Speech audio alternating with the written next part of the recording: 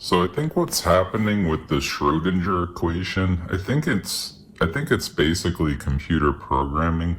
I think it's what we call in computer programming an array. So an array is basically a data set that has like multiple outcomes inside of it, multiple pieces of data. So you could have an array and inside of it you have 0 and 1. Let's use 0 and 1 for this example since I think we live in a simulation. Let's just say that. So 0 can represent negative infinity, meaning your non-existence. That's what I wrote here. And then I said death with parenthesis. I don't know. It could represent not being born and death, so it's hard to say. And then 1 can represent positive infinity, existence, maybe, life. Who knows? But let's say there's an array. So you make a decision. Let's say there's an outcome in superposition like Schrodinger's cat. That's what this is describing. You have the cat is not alive, or the cat is dead, or the cat is alive, right? This is basically describing Schrodinger's cat right here. So Schrodinger's cat is a quantum array is how you could think of it. These would be like probability distributions between like, -1 and 0, and maybe 0 and 1 here. So there's like a wave here and a wave here.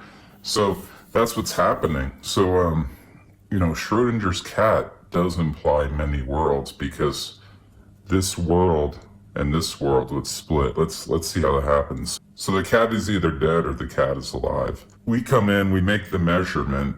It's more likely that when we make the measurement, we split, not the cat, but we split. That's what I'm trying to describe here. So you open the box, one version of you sees the cat dead, the other version of you in a parallel universe sees the cat alive. That's probably what's happening.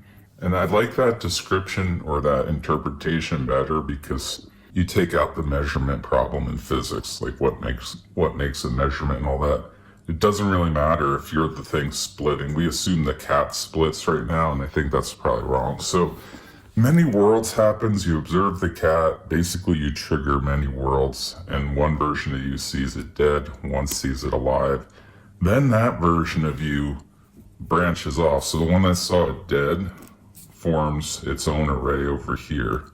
So this is the version of you that saw the cat dead. It now has a version of you that has split, and the version of you that saw it alive.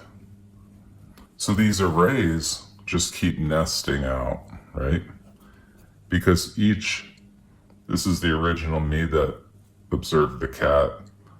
The one that saw it dead went over here, and now it has its own world where it can split.